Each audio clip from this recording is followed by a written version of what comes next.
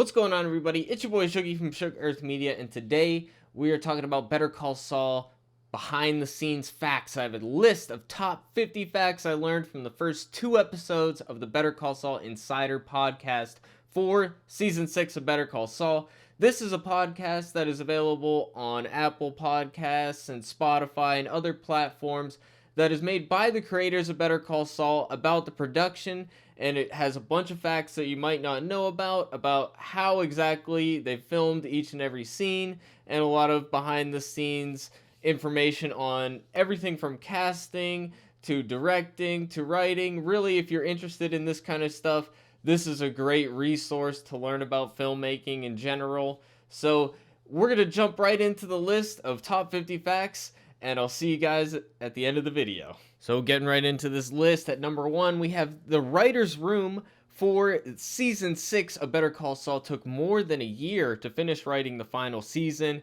This is the longest they've ever spent on a season in the Breaking Bad universe, and they characterized it as the most difficult season to write as a result of a lot of the issues related to the pandemic and having to work over Zoom instead of in person. Vince Gilligan said that he viewed Zoom as a barrier to communication and much preferred writing in person, but they could not as a result of the situation. At number 2, we got Vince Gilligan back in the writer's room this season after spending the last few seasons primarily as a director/producer.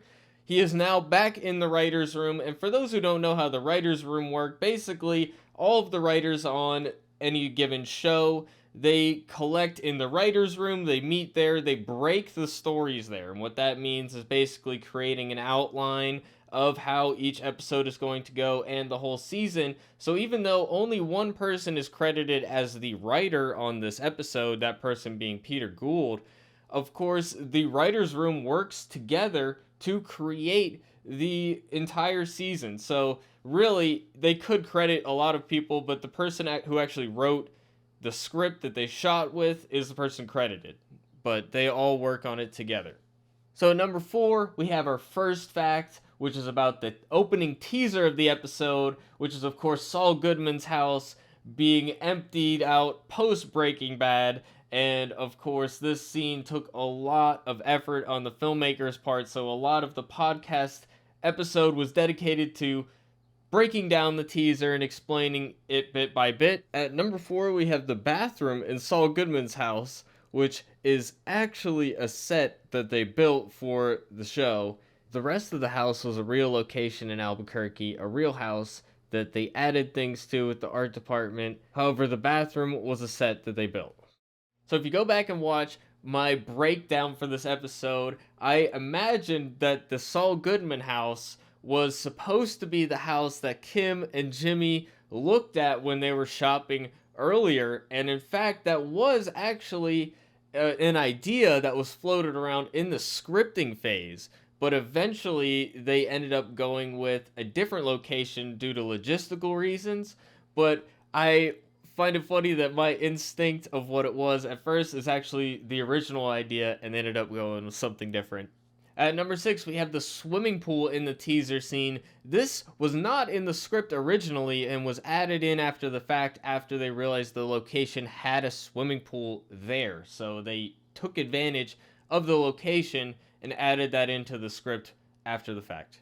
It was said that there are a lot of Easter eggs in this opening teaser that will make a lot more sense once the season is done. They called them pre-Easter eggs or pre-ster eggs that will make sense only after the season is fully over. So we will expect breakdowns once the season is over of this first teaser scene. At number 8, the director Michael Morris revealed that they considered doing some sort of choreography for this teaser scene, and even had meetings with professional dancers who had their own choreography, but they didn't end up going that direction, but I just thought it was interesting. At number 9, we have this teaser was shot later in the season while they were filming other episodes. It was not filmed when they did the rest of episode 1. The director said that between takes at Saul Goodman's house, they were thinking of more Easter eggs to throw in, and they were working with the camera people to try to showcase as much of the set as they could in their camera shots. At number 11, we have the opening tie shot of the episode, which was actually not scripted. It was the director's idea, and he was playing with the fact that he thought when he was given the first episode of this season that he was going to get a Gene scene, a flash forward scene with Gene in the Cinnabon, and he was excited to do it, but then he read the script and found out that there was no Gene scene in the episode. So he wanted to play with that expectation of his and the audience's by doing the play with black and white and changing it to color. An interesting fact is that there was no visual effect in this shot. This is a completely in-camera effect. The ties were all black and white until they started adding in just a little bit of color here, and then eventually just became all color. That was how it looked in the camera on the day, and it was not added in post-production. They did not desaturate the footage to make it look like that. It was actually just black and white ties. How they filmed this shot is that they had 2 conveyor belts dropping the ties into a white box. And they filmed the shot at like hundreds of frames per second in super slow motion. So that's how they filmed this opening tie shot. At number 12, we have an interesting statement from Peter Gould that just goes a little bit into how they write each episode and season. As always, when we get into the writer's room, we are tearing our hair out because we made all these problems for ourselves in the previous season. Talking about how it is often difficult to pick up where they left off because of a cliffhanger or a plot line that wasn't quite resolved. And of course, this just demonstrates how they write this show episode to episode. They don't have this massive plan and they're just checking things off on the list. They conceive each episode week to week. Sometimes they were writing during the production of the show. In fact, usually that was the case. We will get back to that with another fact later. But they were often writing scenes without knowing what the resolution was going to be, and they are often, as Peter Gould says, tearing their hair out as a result of that frustration. The concept of Lalo using a double originated from a similar story of Saddam Hussein having a double pretend to be him.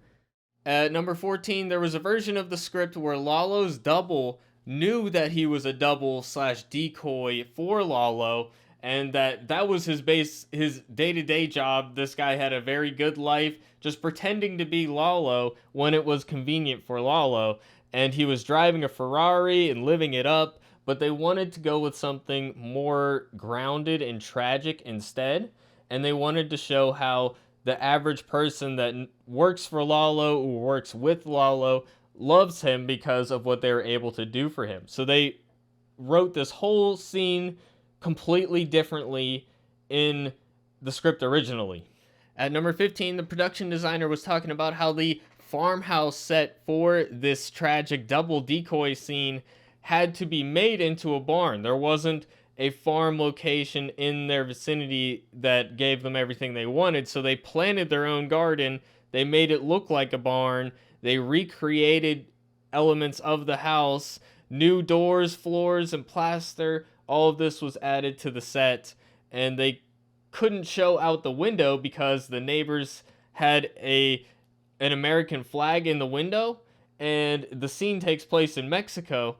And of course, they don't actually go to Mexico when they're shooting. They can only shoot within a certain mile radius. For those who don't know, who've never worked on a film, basically you have a zone that is so many miles around where the production office is.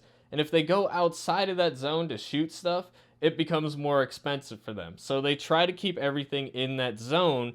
And so they didn't leave New Mexico. They're shooting New Mexico for Mexico. And that's why it's difficult to deal with some of these locations. But they couldn't show out the window to show the American flag because that would spoil the whole illusion of it being in Mexico. And they tried to ask the neighbor to take it down, but the neighbor wasn't really in favor of that idea. Understandably so, it is their property, and sometimes in filmmaking you just have to work around things like that.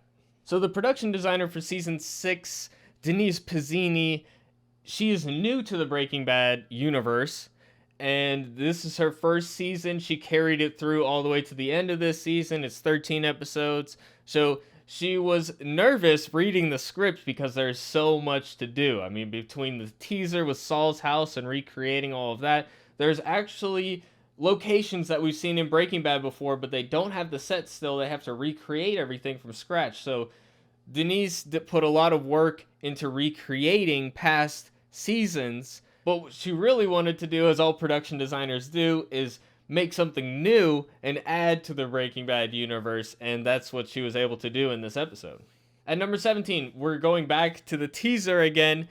The stopper at the end of the episode, that is, of course, a callback to Kim and Jimmy doing a sort of scam on a guy to get him to pay for a very expensive bottle. So that stopper was not actually on set. That was actually a CGI visual effect. When it comes to CGI, we call it a visual effect as opposed to a special effect. A special effect is on set. Like, that's an actual tangible thing that is physical and is there. But this is completely fake, and they did that so that they didn't have to worry about the placement of the object, because obviously they got to deal with the reality of physics, and sometimes getting the right positioning, you'd have to end up doing it so many times. So they decided to focus on getting the shot right, and then adding in the CGI thing later, and I think it looks pretty convincing, so I think it's for the better. They wanted to shoot the scene as a one long continuous take, so that they couldn't afford to just redo the stopper part over and over again to make sure that got exactly right. So they actually had to create a special effect with the furniture where there was a trigger mechanism where the door would burst open at the exact right time so that the CGI stopper can, of course, fall out later. So there was a trigger mechanism in the furniture so that it went off at the exact right time. The underwater shot of the Saul Goodman standee was shot on a GoPro rig, actually, and there was a separate standee for carrying, so that the Saul Goodman standee that was taken out of the water was not necessarily the same one that was seen in the shot being carried out by somebody. The shot of the ant that is a close-up was done on a telescope lens, and they made it sound in the podcast like it was actually a real ant. So they didn't mention any visual effects or anything like that. So as far as I know, this shot is a real shot of an ant. The scene was shot on a Laowa lens that can focus really close to the lens. So that's how they got the shot. It's like this telescope looking thing. I'll throw a picture on the screen. At number 20, we're going to the locker room scene where Jimmy is setting up Howard. In this scene, originally Saul was going to hide above a locker, then he was hiding in a locker, and you could see his eyes through the locker door. But the location that they ended up choosing made both of those ideas not make sense, because you couldn't see into the lockers, and of course the lockers are below eye level, so you can see above them fairly easily. So it was actually the director, Michael Morris's idea for Jimmy to strip in the locker room and to hide by basically getting completely naked. So that was actually the director's idea, and that ended up getting written into the script based on story discussions that were had. At number 22, we have Peter Gould, the showrunner, saying that this episode is about Jimmy getting his mojo back. After the previous season, surviving in the desert, and all of the trauma he dealt with that situation, this is about him becoming the Saul Goodman that we know. At number 23, the wide shot of the truck on the road at the end was actually a visual effect. They experimented with drones, but they needed the setting to look like Mexico, so they actually ended up going with a composite visual effect shot to get that effect. At number 24, Guss's trailer is one of the sets I was mentioning earlier when it comes to recreating something from the past. The set no longer existed, it had to be built from scratch, but they wanted to do it in such a way that it looked exactly how it did before. So they did a lot of research into set photos from the original Breaking Bad and used those old photographs to set it up exactly how it was.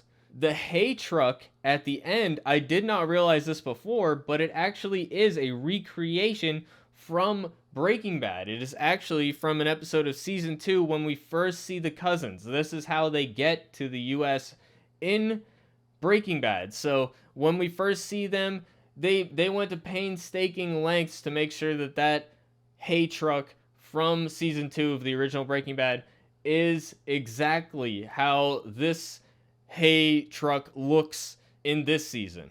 At number 25, we got Lalo was mentioned in Breaking Bad and Saul Goodman's introduction, and they've been trying to find a way to bring a character named Lalo into the story for years, but Vince Gilligan was willing to let that idea go. He's like, it's just one throwaway line in Breaking Bad. We don't need to fulfill absolutely every throwaway thing that we had Saul say before.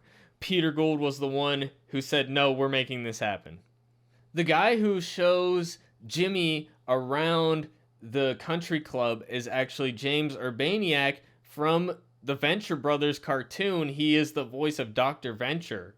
And finally, for this first episode of the season, we have number 26, which is that this episode is the first solo TV editing credit for the editor. Okay, now moving on to episode 2. Ariel Levine, who's the co-writer of episode 2, used to work in post-production on Better Call Saul, and before that worked as a production assistant for Breaking Bad only for 2 weeks, and she just so happened to work the exact week that they were breaking the final episode of the Breaking Bad series. And by breaking, I mean coming up with the outline for the story for the writer to then make the script. So they just broke the final episode of the series, and that just so happened to be when Ariel was working as a production assistant. And she got to see them pop the champagne and celebrate when they finally finished breaking the series. At number 28, prior to becoming a full-on writer on the show, Ariel worked as a writer's assistant, and she'd been doing that since season 3 of the series. At number 29, as a writer's assistant, she was responsible for writing a lot of the short films and web content that was released for those seasons. A lot of the little skits you'll see on their YouTube page, for example. She also wrote the Kettleman short film, where Betsy Kettleman took the kids to a roadside picnic so that they could see their father doing community service while he was incarcerated. So at number 30, Ariel Levine actually won the Emmy Award twice for some of her writing for these webisodes. There were training episodes for Better Call Saul that was like Guss training his employees, and those ended up winning 2 Emmy Awards for outstanding short form comedy, and the Guss ones and the Kim Wexler ones were the ones that won the Emmys. She is also writing the Slipping Jimmy animated shorts that are going to be on AMC Plus, and she made it sound like it's not like a full-blown animated series, it's just a couple of shorts, and so maybe I was a bit harsh on that. We'll get back to that when it comes out. At number 31, Vince Gilligan was the director of this episode. At number 32, Season 6 of Better Call Saul has 2 directors of photography this season for the first time in the show's run. Prior to that, Marshall Adams was able to be the director of photography in every episode since Season 3, except for one episode called Namaste. This season, he's only doing the odd-numbered episodes, so episode 1, 3, 5, etc. The even episodes are being done by Paul Deineke, who used to be the A camera operator, which means the A camera is the main camera. Sometimes that when they use multiple cameras, they have a B camera, they have a C camera, but A camera is of course always there. So Paul Deineke used to be the A camera operator, and now he is a full-blown DP, and he has done half of the episodes this season. At number 33, they had a board of characters in the writer's room where they had a list of people they wanted to bring back. At first, they were all Breaking Bad characters, but as the show continued on, there were eventually Better Call Saul characters that were included on this list of characters to bring back, and the Kettlemans, of course, were on that list, and that is why they are in this episode. At number 34, the writer's room actually wrapped before shooting. This means that they were done outlining all the episodes before anything was filmed for the season. This was not the case in any previous Breaking Bad or Better Call Saul season. They were always breaking episodes while shooting was happening. But because of COVID-related delays, they were able to finish the full season early. They were done breaking the writer's room. Now, they might not have finished scripting every episode, but they knew every story beat and everything and just had to finish typing up the scripts. At number 35, the showrunners clarified that Guss is using Nacho to be the fall guy for what happened with Lalo, just opportunistically, because Nacho happened to be there, and that is why Guss wanted to lead the Salamancas to Nacho, ultimately. At number 36, the showrunner said that Betsy will never admit that she's wrong, and that is a core element of her character. At number 37, we have that the script for this episode was written by two writers, Ariel Levine and Tom Schnauz, who's been a writer on Breaking Bad for many years. They split the duties of this episode, and Ariel Levine wrote everything from after the teaser until after Guss declares that Lalo is still alive. And at number 38, Tom Schnauz, he wrote the teaser for this episode. He wrote everything after the scene with Guss and Hector. At number 39, we have the coffee gag where Mr. Kettleman can't get a sip of coffee, is actually continuing a gag from season 1, episode 7, where he can't get the waiter to bring him coffee. They kept that going in this episode, and that was the inspiration for it. At number 40, we're moving to the scenes in the motel with Nacho, and during that scene, Vince Gilligan, as director, wanted the guy watching Nacho across the way from the hotel room. He wanted him to look really smart, so he wanted the movement inside the building that gave him away to Nacho to be really subtle, and that's why that scene is so very long and suspenseful. And he was worried that the movement inside the hut might be a little bit too subtle for people watching on television, but I think we can agree that that's not really the case. At number 41, it was very difficult to get that shot that Vince was worried about. There was a PA inside the building doing the movement, a PA meaning a production assistant, and this person did not have the ability to see what the camera was filming, so they didn't know how subtle or not subtle to make the movement. So eventually, Vince Gilligan, after shooting it so many times, went over there with the remote control monitor so that he could see the shot for himself and do it personally. And even then, he struggled with it greatly, and they had to shoot it many, many more times. And he said he wasn't sure whether or not the shot that they ended up using was him or the PA. He was not certain. At number 42, the showrunner said that this scene was very important in order to show that Nacho was able to put together that he was getting double-crossed without having to explain everything explicitly to the audience. So they wanted it to feel authentic without feeling forced.